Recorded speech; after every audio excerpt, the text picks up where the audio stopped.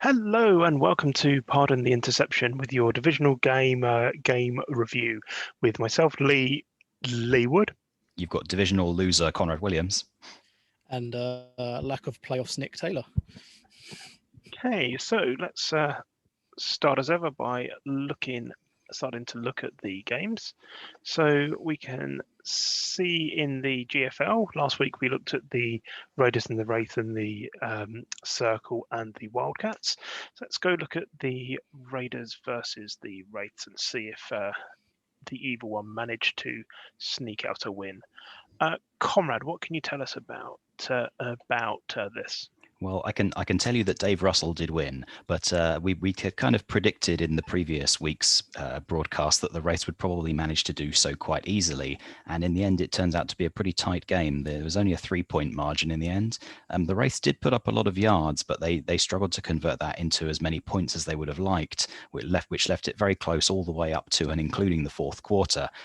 But you know what it's like with Dave Russell. He's always looking for these marginal edges and gains and ways of giving himself just a little bit of extra, and he did manage to haul it over the line, winning by 3 points, 37-34. So congrats to the evil one, and he marches on past Tim Collier's team.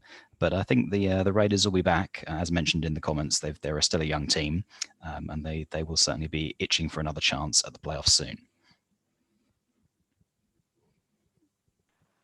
Nick, anything further to add? Just a solid performance from the Wraiths. Home advantage has probably helped them out a little bit there, and it'd be interesting to see where the Raiders are next season if they're a young team going forward. Okay, and the second game we've got to look at is the Circle, the Wildcats. Conrad, what do you make of this? Yeah, funny one, because the first thing to say is what we'd expected was that the Wildcats would come out in their standard 3-3 nickel package and just do the same as they had been doing through the season and rely a bit more on their defense. They did adapt their game a bit to the expectations of what was coming from the Circle, because the Circle are a run first team. So the Wildcats did switch to a 4-3 to try and control that run game. And again, it was a tight game, very, very tight game. You can see it's a 1-point margin there, 21-20. The strange thing about this one is you get to the fourth quarter and both teams just kind of pack it up, and the points stop coming. But fortunately, the Wildcats went into that fourth quarter with the 1-point lead, so they were able to walk out the winners.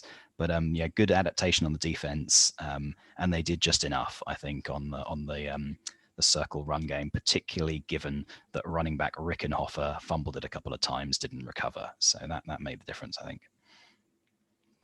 Nick, anything further to add? No, I think Conrad's covered all bases there. Okay, then looking forward to the conference championships. We've got the Rin Wraiths at the Death Valley Black Knights.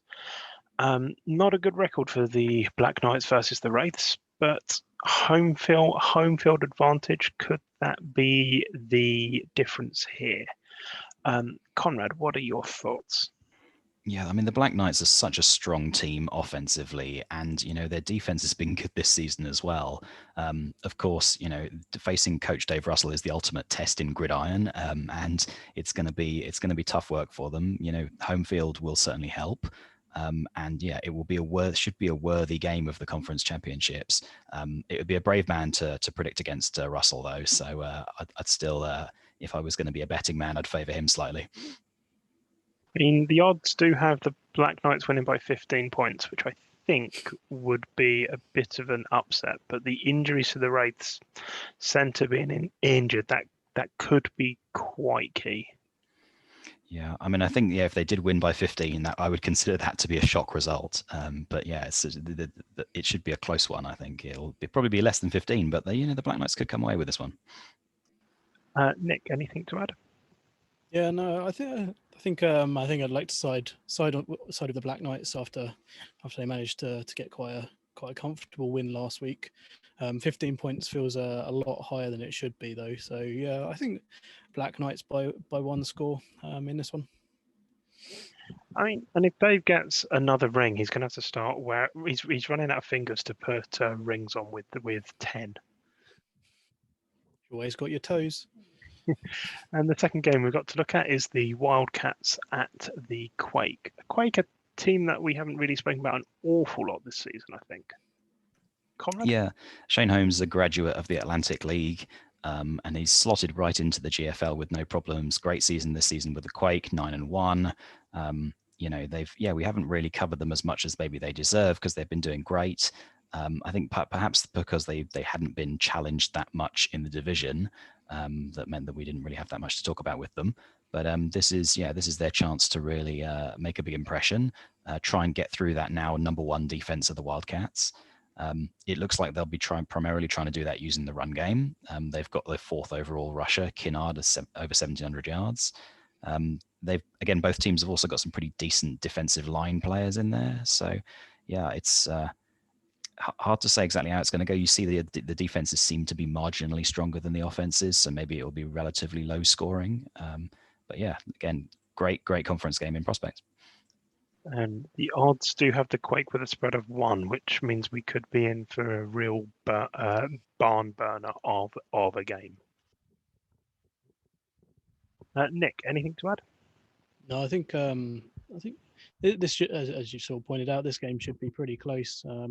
I think maybe the Wildcats showing what they could do last week with that squeaky win maybe their defense is just good enough to keep them in this game and get them over the line.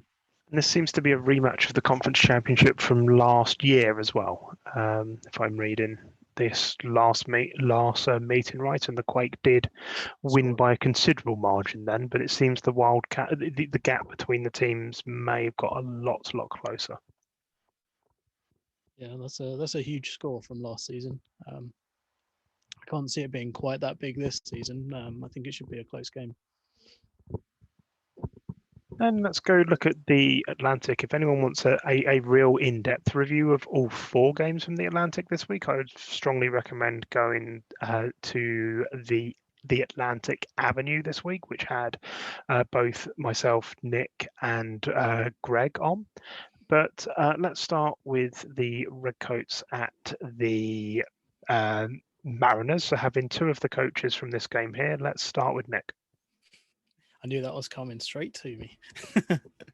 Yeah, the close game. Kind of expected it to be close, but as we know, Lee's predicted himself to win the bowl, so Lee won, and that's pretty much what's happened all season.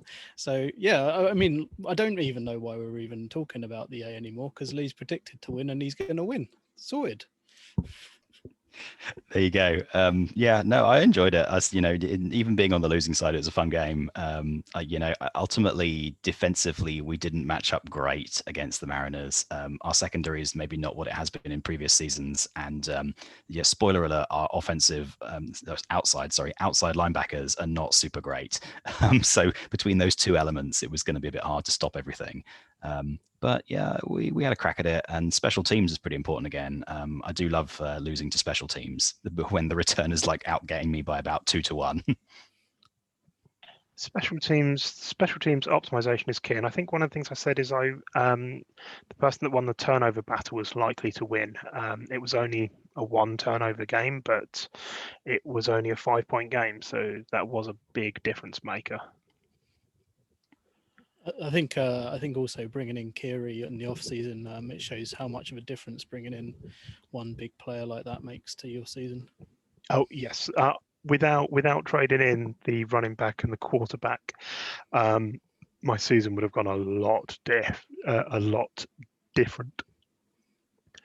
And the other game we've got to look at is the Magpies at the Stallions. So here is the danger of when you give Aaron Sanford 2 weeks to come up with a game plan. A little bit of a dominating performance here. Yeah, Stallions all the way. And I think that ultimately, given that the Magpies only started to put up points in the 4th quarter, the game was pretty much wrapped up by then. The Stallions defense didn't give them a look in, and they still managed to put up yards all over the place. So it was, definitely as a dominating performance, pretty much what we predicted last week. So no huge surprises there. Will Stanford be a bit more tested in the conference game? We will see. I would definitely back him to make the bowl, though. I think that's pretty safe. Sure. Nick, anything further to add on this game? Just another impressive Stallions performance, but we all know it's in vain because Lee's winning the bowl.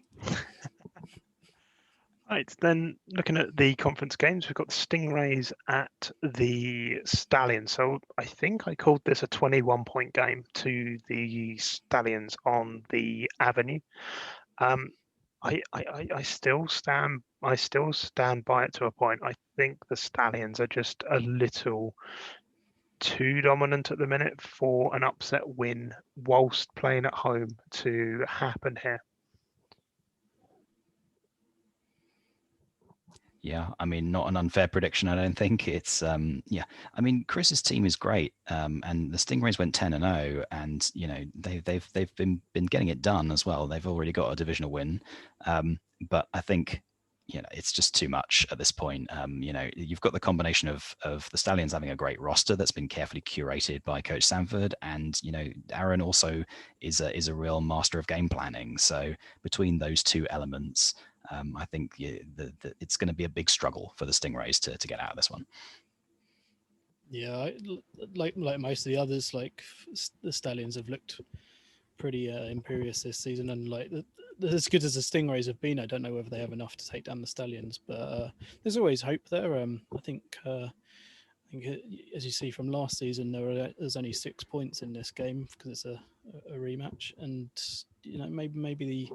maybe they have just enough to do something here. It only takes a turnover here or there, or some tweaks to your game plan, and maybe that could make a difference. So I'm going to be bold and back the Stingrays, even if it's against almost everyone else. Well, anything can happen in the next half hour. And then second game we've got to look at is the Snow Bears at the Mariners, Lee versus Lee. Two teams that are looking to pretty much do the same sort of thing, pass it a little bit deep and run it out to the flat. I've got a slight bonus of being at home. I think this game's a bit too close to call. Home field advantage could be key. Even the odds spread have it as a 2-point spread. The injury to me is annoying, but not an earth-shattering injury. Not really too much more I can go into without giving up some of my game plan. Yeah, well, we've had the PTI Bowl. Now we've got the Lee Bowl. Although, did I just see you scrolling down there that the Snow Bears have got no injuries at all? Yep. Yeah, lucky bastards. But that will be helpful. Defensively, I think, is the interesting thing here. We know both these offenses are strong. The question is, how do the defenses match up in key positions like outside linebacker, like strong safety, like cornerback? Those are going to be some of the key determinants of how this one goes. Yeah, I agree. Like the defense is definitely where it's going to be won or lost, I feel. And interestingly, a lot of people complain about the number of turnovers in the game, saying it's down to luck and what have you. But there has to be a defense there that's causing those turnovers. And if you look at the stats here, the Snow Bears have given away the ball a lot more than the Mariners, and I think maybe that could be the key to this game. If one of the leads can get on top of those turnovers, that's gonna be the difference. And I think looking at the stats, the Mariners probably are better equipped to do that than the Snow Bears. And the key thing I've got over Lee here is, I know he's only been in the league for 3 seasons, but I have that one career tie, and they are difficult to get.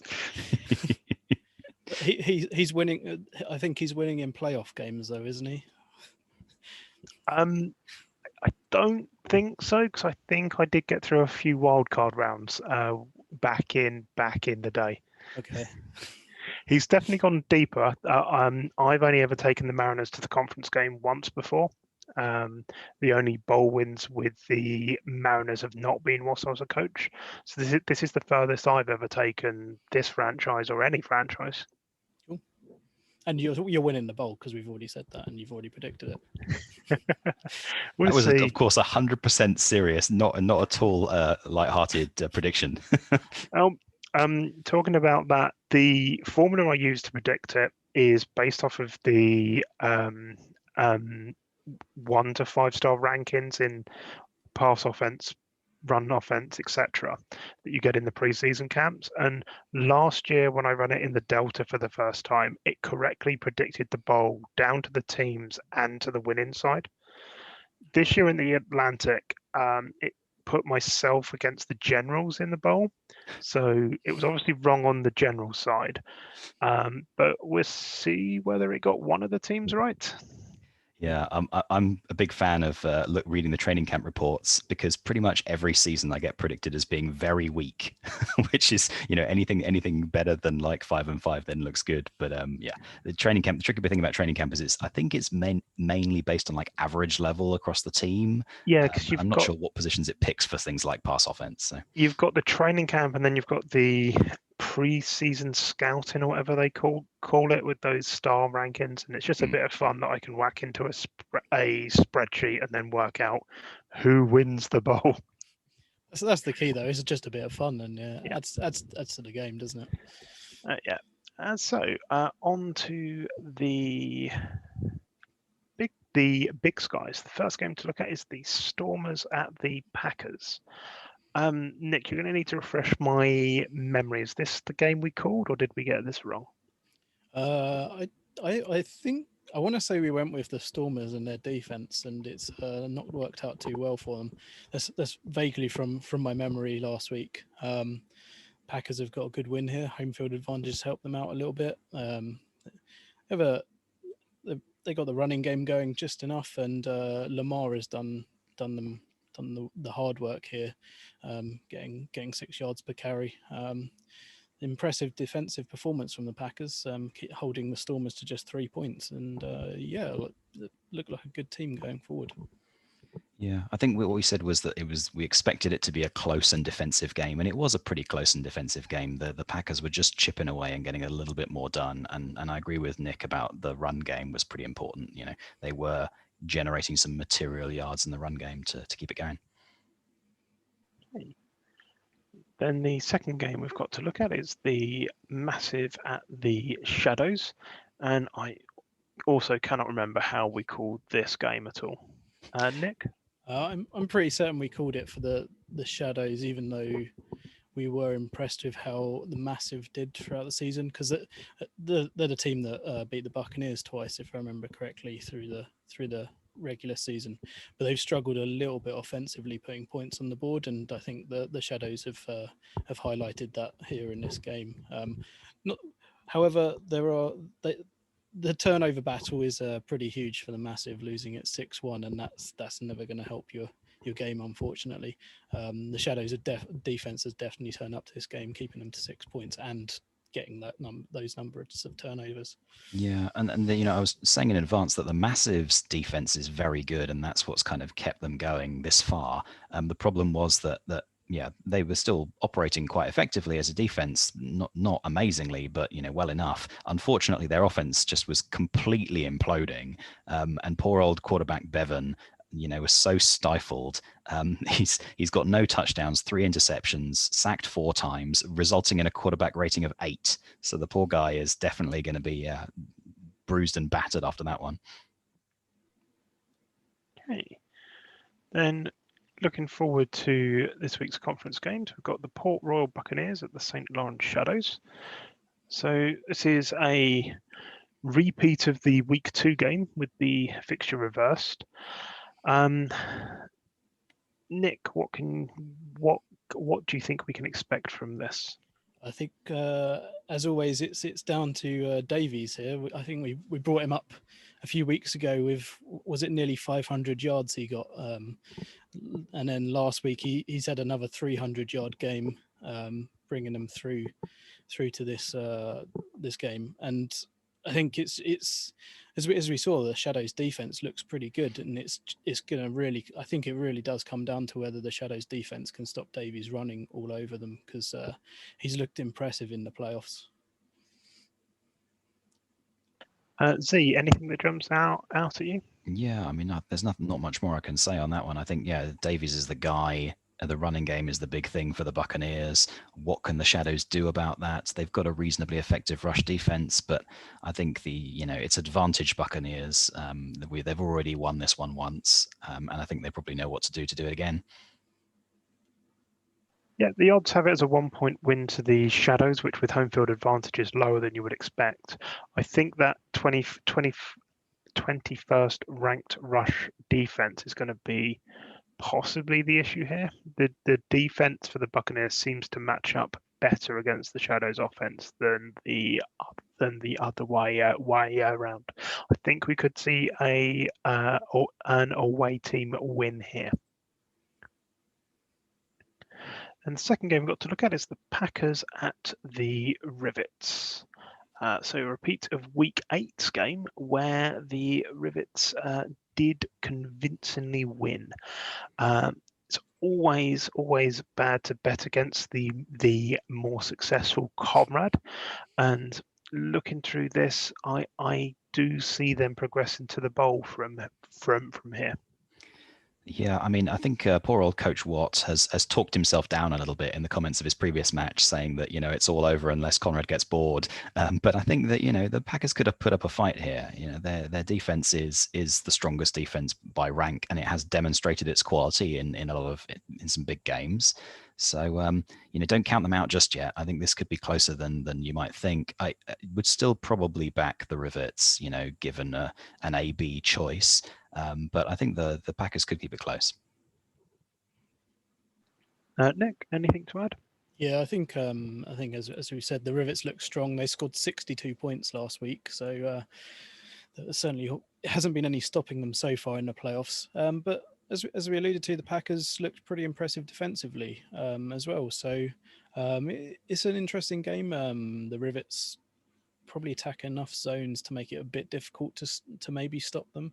But I think it's going to be down to whether the Bay Packers can get aggressive with their defense and cause some turnovers and see whether they can get some yardage that way. I think that's a very possible way to victory for them. Okay. Then on to the Continental. So we've got the Monarchs at the Black Mountain Thunderbirds. I want to say we called the Monarchs to win this one, but I can't remember if we did or not. Yeah, it was a bit of mixed feelings, I think, on this one, and there was a bit of a division of opinion, though I can't remember who said what, but we didn't necessarily agree. It was a cracking game, though. Huge points, lots of turnovers, lots of yards, lots going on, real shootout. Throwing picks, throwing touchdowns. So yeah, all action kind of game. You can see probably that Coach Stevenson was probably a little bit down in the immediate aftermath, offering his terse sort of congratulations to Coach Dean. But the Monarchs have been great, and I think they deserve this win. Yeah, I agree. I think we were a bit on the fence. I want to say I backed the Thunderbirds, which isn't looking so good. But yeah, we definitely said it was going to be a close one. I think the Thunderbirds have been fairly impressive throughout the regular season, but I think the preview stats suggested they were sort of top middle of the road and a bit of everything sort of team, and maybe that's what's slightly undone them here against the Monarchs, who have looked very strong. Okay. And the second game we've got to look at is the Renegades at the Badgers. I'm fairly confident we called the Badgers in this, because who does not like the Badgers with Strom on the watch? Strom all the way to the bowl. I think that's what it's going to be, unfortunately. 507 rushing yards. That's going to take a lot to beat. Yeah, this is just an obliteration, and we pretty much nailed it. We called that Anguta's been completely crushing defenses all season, and he did it again here. Just an absolute monster. Obviously, it's probably not him just by himself. Probably the offensive line is also an absolute house. But you can't look past the Badgers here, right? They just, their run game is just too good, and no one can stop it right now. Yeah, I just don't know how you stop Anguta and Strom at the moment. Nobody's managed to do it so far, or find a way to even sort of penetrate that run offense. I mean, 500 rushing yards. We saw Davies do it pretty much on his own, but I think Anguta's just been impressive all season, and you sometimes there's just those players that are just almost impossible to stop, and it's looking more likely that Anguta is one of those players. Okay. And looking forward to the championship games, we've got the Monarchs at the Badgers. On paper, this game looks like it could be a real ding-dong battle. First overall defense, first overall offense, second overall defense against the second offense and the fourth defense. Those are numbers that match up well. We've got the Monarchs with a spread of 5 away. Can the Monarchs stop the Anguta Strom rushing machine? I think that's going to be the key for this game. Sneak preview, the answer is no. They're going to get steamrolled. Poor old, the quarterback Rice is their kind of main offensive source of production here, and he's completed quite a lot of passes and got a lot of yards, and he's also a rush threat because he'll bootleg it. But he's just going to throw a couple of picks, and Anguta and Strom will just grind it out. Unless they broke out in a very serious case of fumbleitis, I think this one's pretty much a foregone conclusion. Sorry, Monarchs. Yeah. Nick? Yeah, I think the key here for the Monarchs is if they can trade touchdowns with the Badgers and keep themselves in it, then maybe one fumble here or there could change the game. I mean, it's practically what happened with them against the Thunderbirds, and maybe there's just about enough there to keep them in the game. And if they can do that, there's every chance of winning. I think stopping the run game is going to be a tough one. Obviously, they will have to at some point. If they can maybe force a couple of fumbles and get some points off the back of that, I think there's a chance. But I think I'm in agreement. The Badgers are probably too good to and they'll probably take this down. Okay, and then we've got the Peckham Trojans at the Brooklyn Park Bombers. I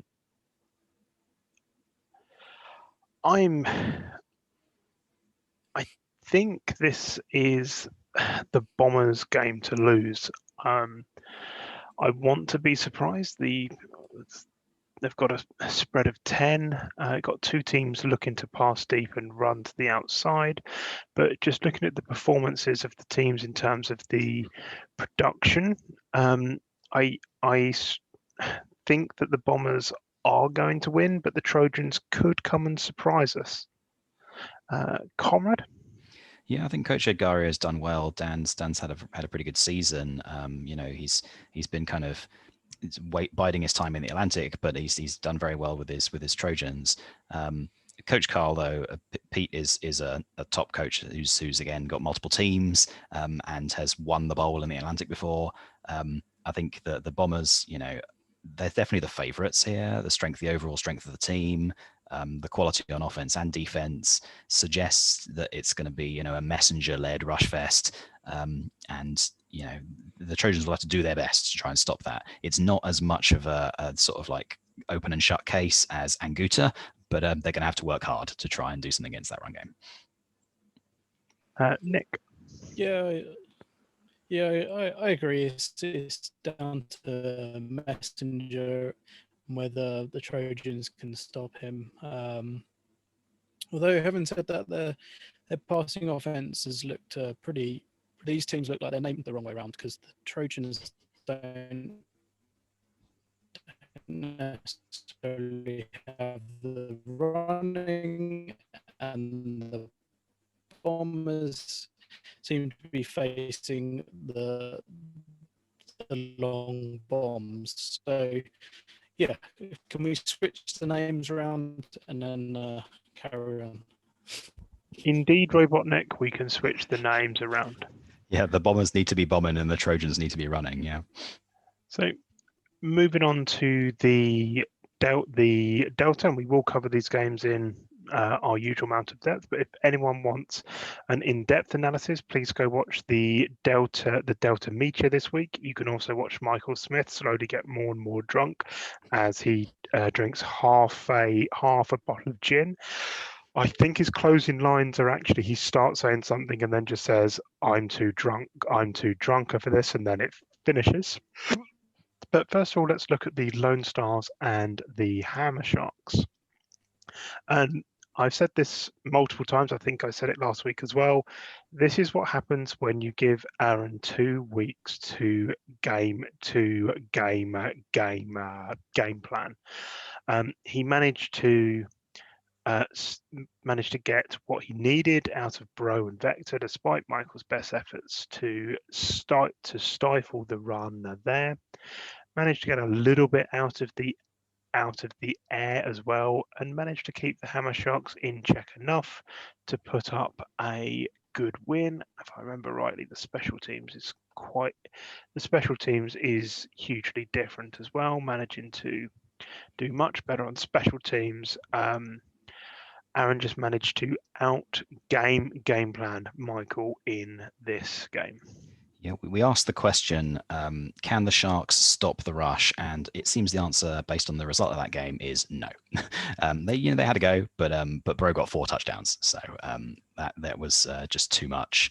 And they gave it away 4 times, the Lone Stars, but still won convincingly. They were totally shut out, the Hammer Sharks, for an entire half of football, 28-0. By that point, it's kind of like give up or you need a Patriots comeback territory. Nick, anything further to add? No, I think you've covered it all with this one. Okay. Then we've got the Warriors at Sacramento, and these numbers just look ludicrous. 700 passing yards and lost so few yards and 56 points, and I'll show you exactly where the difference with this game is. Is it special teams? Kick returns. Look at the averages for the Worley kick returns and punt returns. He's averaging 50 to 60 yards a kickoff return. Yeah, including an 81-yard kickoff return. Yeah. Jonathan has managed to build his team to do just enough to play on a 40-yard field. And if you're playing on a 40-yard field, you've got a big advantage over your other teams, because you're pretty much, every time your opponent scores, you're starting in field goal range, pretty much, which just makes it such an uphill battle for any defense to play against Worley. This game pretty much went how I expected. If Glenn couldn't stop the special teams, Worley were going to win. And we see this with a game with 106 points scored in. Z? Yeah, huge points total, 106 points. I don't know, that might be the highest we've got, and maybe we'll see more in the Empire in a minute, but it's the highest I remember seeing on a quick skim through. 10 turnovers, and yet the points are still enormous. There's probably a bit of, now people are starting to feel gradually encroaching special teams anxiety about the possibility that that is actually possible to generate those kind of field positions on a consistent basis, because I think it's the best example I've ever seen. Even the so-called special teams specialists of the Atlantic in the old days, you'd have Brian O'Farrell talking up the Irish Warriors special teams ability, and they never came close to these kind of performances. So very interesting to see that. I wonder whether there'll be starting to be some code fiddles coming in if the GMs feel special teams is becoming overemphasized in the game. But the Rob Baron's also playing in a sort of suitably dramatic, one-dimensional kind of way, and just putting up enormous numbers of passing yards. Just a wild one, just a really wild game, and hopefully you might want to hope for some normality after that in the next one. Yes, and the problem, in inverted commas, with special teams is that if you get yourself like a level 15, 16 returner, you can't actually defend against it. There's no mechanism to really effectively defend against it if they've got the blockers and runners there as well. You can get a little bit down, but if you get a returner into those mid to high teens, they're just going to produce a lot of yards. Nick, anything to add on the game? No, I think you have it all covered. Impressive performance from the Robber Barons, but an even more impressive performance from the Warriors special teams, and yeah, they've got it done there. Okay, and then that brings us on to the conference games. We've got the Warriors at the Lone Stars. This is going to be an interesting game.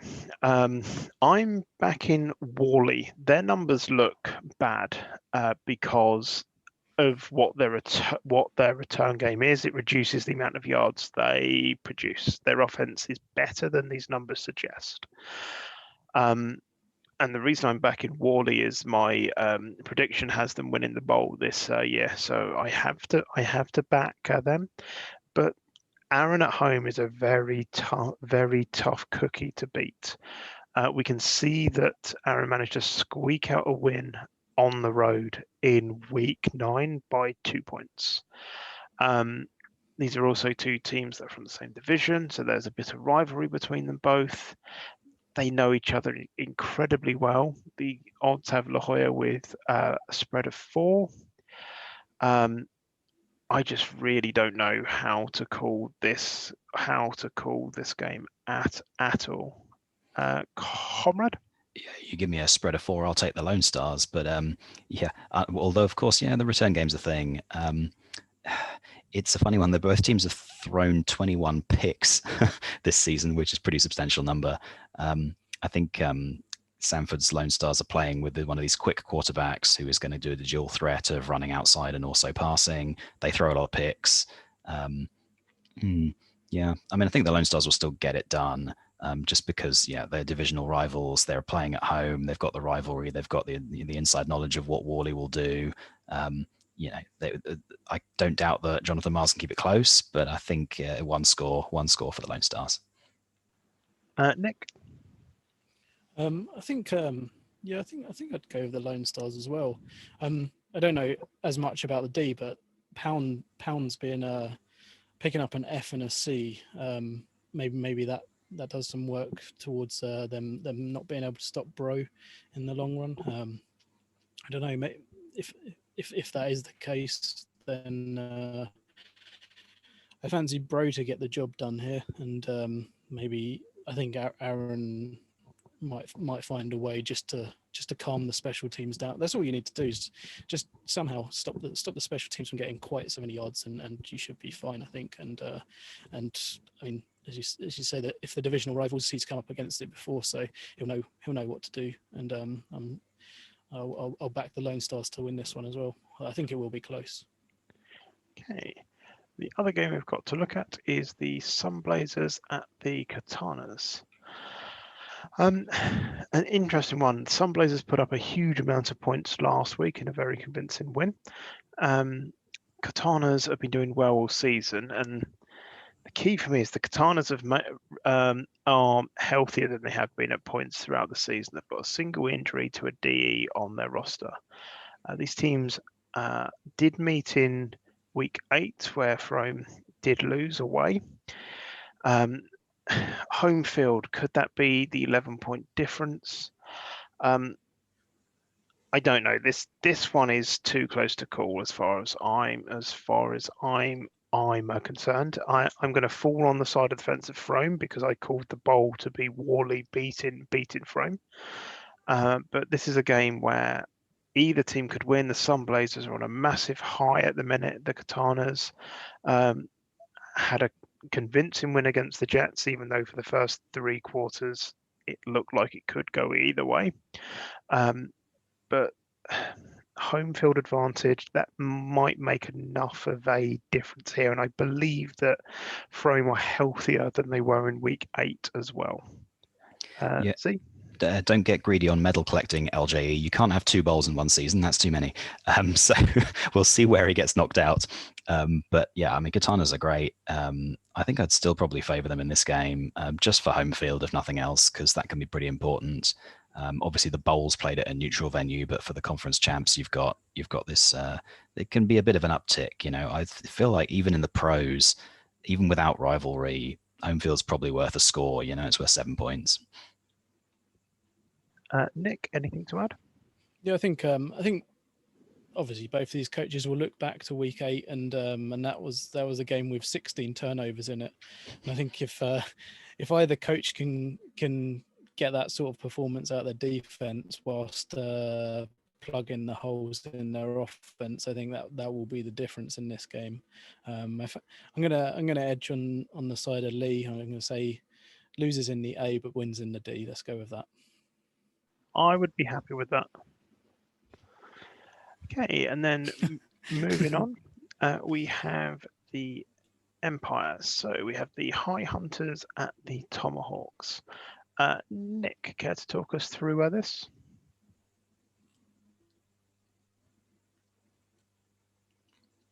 The big thing with this game was the 5 turnovers that the Tomahawks have given away. I think it shows how strong the High Hunters are all round. I mean, Pat's done a good job this time round.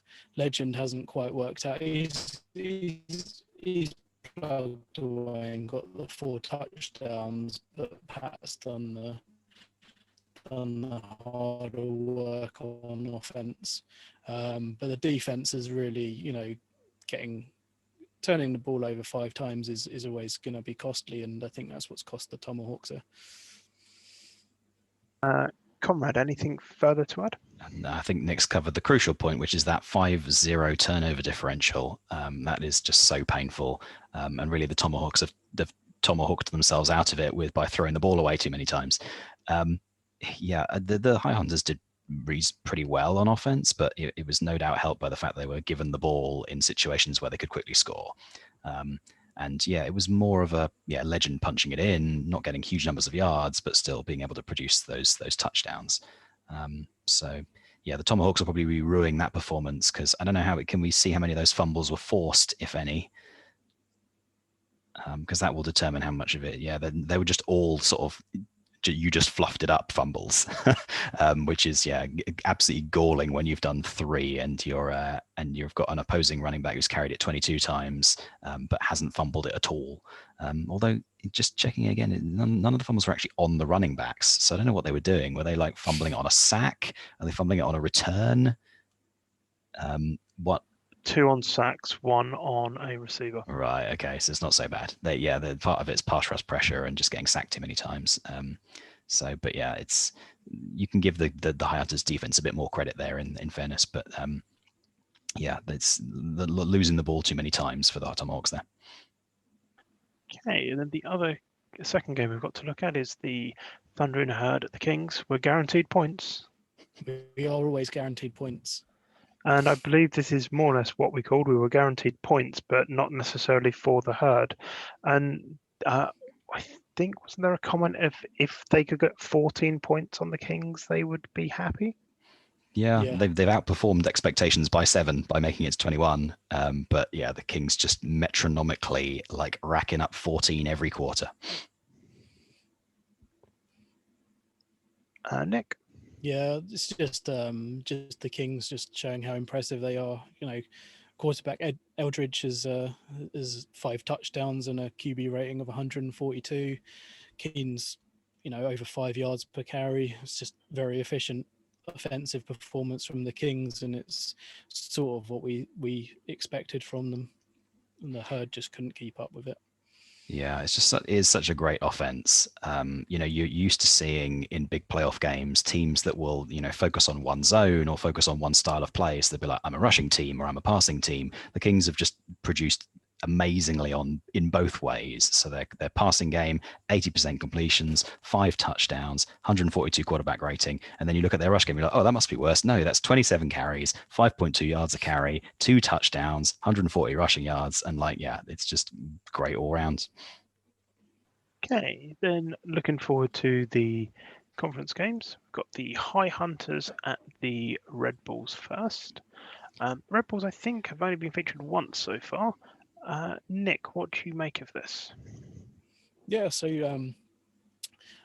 as you say, I think we've very lightly touched on the Red Bulls, and I don't think we briefly got lured into the High Hunters by following Postman Pat and finding out whether he could deliver, and on the whole, he has delivered. I think the Red Bulls will be looking to stop that. Unity there with 19 sacks this season will probably cause him a few problems, and Watson's just as good a quarterback, and I think it's going to come down to whether those defensive players for the Red Bulls can stop Pat, and whether Legend can do something whilst if Pat is struggling, and that will be an interesting one to watch. I think like most people will expect the High Hunters are probably slight favourites here, but the Red Bulls are in a great position to win this game with some home field advantage and the right defensive players to get to the High Hunters. Z? I think we haven't really covered the Red Bulls a great deal over the course of this season, and it's been maybe they've been a little bit unfairly neglected because they're a great team, and here they are in the conference champs. I think it's a tough one to call. Not the first of a tough one first of the tough ones to predict. I think I'll probably go with the High Hunters just because they've got quality in both parts of the offense that I think they can produce something. And if one part's not performing, the other will probably pick up the slack. And I think that's where I go with that one. Okay. And the last game we've got to look at is the Beg Book Bounty at the Armageddon Kings. I think the Bounty have not been featured before on PTI, but I may be wrong. Nick? I want to say we maybe briefly covered them towards the end of the season as the season was coming in. I think we angled them in at one point. But it's going to be a tough game for them. If this is the first time we're covering them, it's unfortunate that it's against the Kings because the Kings have looked very good this season. Their only loss was to the High Hunters, if memory serves me correctly, and beyond that, they've scored a lot of points every week. Can the Bounty stop the Kings? I don't think they can. 25th overall defense is going to struggle against that Kings offense, and I think the Kings defense should be able to do enough to keep the Bounty in check. I can't see beyond the Kings. If it'll be an impressive victory if the Bounty do manage to find a way to stop them. Yeah, along with that offense that I've already talked up, they've also got the number one sack master Nwosu defensive end, 31 sacks this season. That's going to put some heat on the pass game of the Bounty, and they could lead to a bit of a mutiny before this one's done. The big thing is their best tackler is called more dough, and that's what he's asking for. He's going to get the win, and he's going to ask for more dough. Okay. That's right. So brings us to the end of the games. Looking forward to the conference championships, and the bowls will be on us before we even know it. Has anybody got any parting words before we bring this week to a close? Yeah, just while we were finishing, I was scribbling on my pad, and you can mark me on this one later, but I'm saying Wraiths, Stallions, Rivets, Badgers, Lone Stars, Kings. There you go. That's all the leagues bowl winners. See how I do. Okay. So all of those teams are losing in the conference round. Well, he's already got one wrong because as we know, the Mariners are winning the A. So you